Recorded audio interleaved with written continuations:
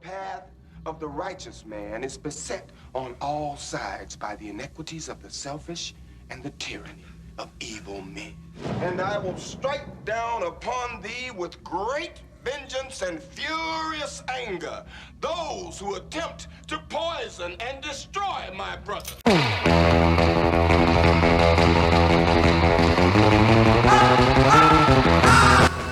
This is Pulp Fiction, the second feature film by a prolific auteur director Quentin Tarantino. Ranked as the 9th top grossing indie film of all time, and at the time of its release in 1994 was the 10th highest grossing film of that year. It made 26 times the production budget.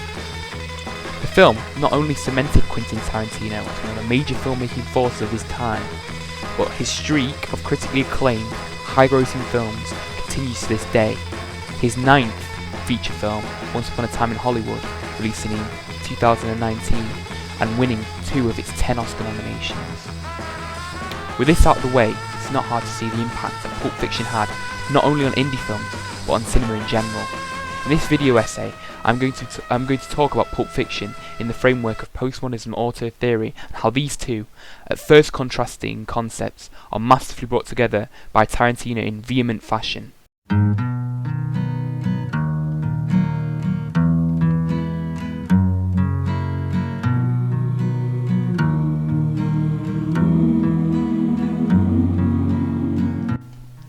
First, let's start with postmodernism. Well, what is it? Postmodernism, which entered philosophical lexicon in 1979, reflects a departure from modernism, which was characterized by the rejection of the past, and a strong theme of artistic improvement and artistic progression, and is an artistic self-consciousness of earlier styles and conventions which become absorbed and reused in contemporary art. Postmodernism also stressed the importance of all art, whether it be through mass media or from high art backgrounds. Through postmodernism, all art is just as valid and also just as important in the larger scope of art as part of society and culture as a whole. The concept of pop or popular culture stems from postmodernism. One prolific example of pop culture and of postmodernism is the cover of the Beatles' Sgt. Pepper's Lonely Hearts Club Band album. This epitomises the concept of postmodernism as it joins together people of different supposed worth in terms of culture with high art figures such as Edgar Allan Poe and with other figures from mass media such as Sonny Liston. In the case of Tarantino, his postmodernist artistic vision manifests itself through his references in both dialogue. Ezekiel 25:17. The path of the righteous man is beset on all sides by the inequities of the selfish and the tyranny of evil men. A reference to the Bible, shot composition,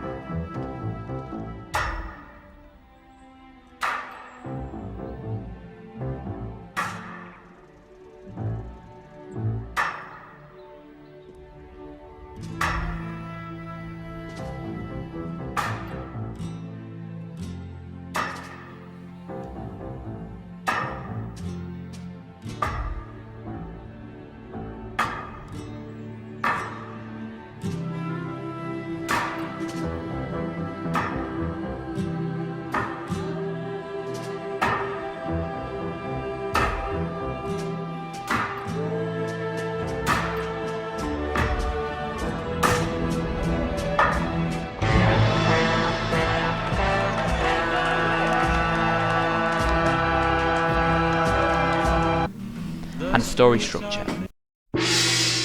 Get down, get down, get down, get down, get down, get down, get down, get down, get down, get down, get down, get down, get down, get down, get down. As for auteur theory, it's the idea that throughout the creative process, the director acts similarly to how an author would react with a book. due to the fact that the director has ultimate control over how their film will be experienced and also perceived by an audience, in the same way an author controls every aspect of their book. With auteur theory, there is also a distinction between what would be classed as an auteur director and a traditional director. This difference, in the eyes of the theory, is a consistent sense of artistic identity throughout their work. This core belief is best summed up by Francois Truffaut, one of the founders of the theory in the Cahiers du Cinéma, who famously said there are no good and bad movies, only good and bad directors. The concept of the auteur, though present beforehand, was largely popularised by post-war France, where due to restrictions in making films during the German occupation, led to a long period of experimentation with narrative, cinematography and character development in French film. Directors such as Martin Scorsese, Alfred Hitchcock, Edgar Wright and Quentin Tarantino himself have all been called auteur directors, Quentin Tarantino being an auteur that is involved in every part of his production.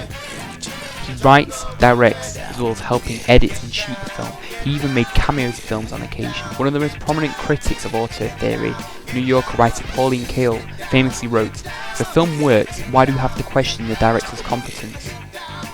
With this in mind, we can begin to see the issues that auteur theory may bring up. This is, if we hold directors as being the most important part of the filmmaking process, we disregard so many other aspects from the production, from the writers to the composer of the soundtrack and even set designers and costume designers, all of which add to how the film feels in terms of mood. A good example of this philosophy comes from Tarantino himself, who praised Andrew Sorkin, the scriptwriter of The Social Network, for his work. Talking on the film, Tarantino said, "It's number one, it's the best, and that's all," also praising Sorkin by describing him as the best active dialoguist. The film, which is a biopic centered around the early years of Facebook, has its own distinct identity as a result of the dialogue written by Sorkin. So where does this leave Tarantino?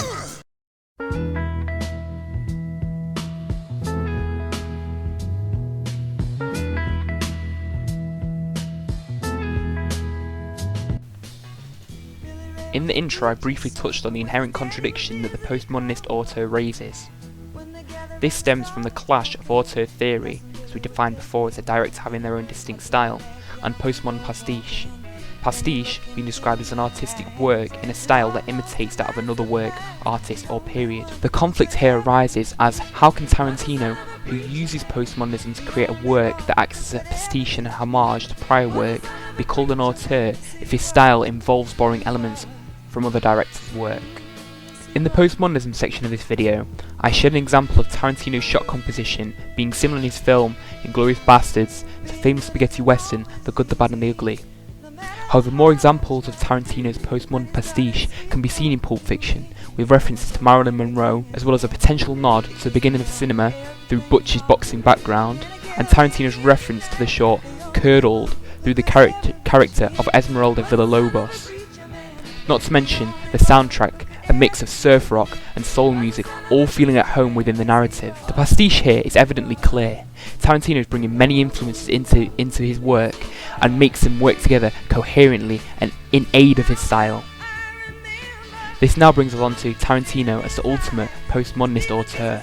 Tarantino overcomes the shortfall of pastiche being incompatible with auteur theory, as postmodern pastiche and the constant references to dialogue, shot composition, as well as cameos are distinctly his style, both as a director and a writer. This has given birth to the term Tarantino-esque, which is usually attributed to films with extremely active dialogue and subtle, and sometimes unsubtle, references to pop culture. Examples include Guy Ritchie's Snatch, which is a familiar split narrative which jumps around multiple characters, Fight Club, which shares a comedic and violent tone reminiscent of Tarantino's work, as well as Baby Driver, showing a mobile editing style, as well as its own curated soundtrack of different genres of music. The issue raised by Pauline Kael and other critics of auteur theory, which is the over-reliance on the director as the most important part of the production, is also rectified by Tarantino, as not only does he write, direct, and help with cinematography, he's also intimately involved with the selection of actors as well as the editing process, meaning you can truly call him an auteur, as his artistic style extends from a purely directorial role. But that was my video essay on how Tarantino reconciles auteur theory and postmodernism, which helps to aid how his films are perceived and presented. Thank you for watching.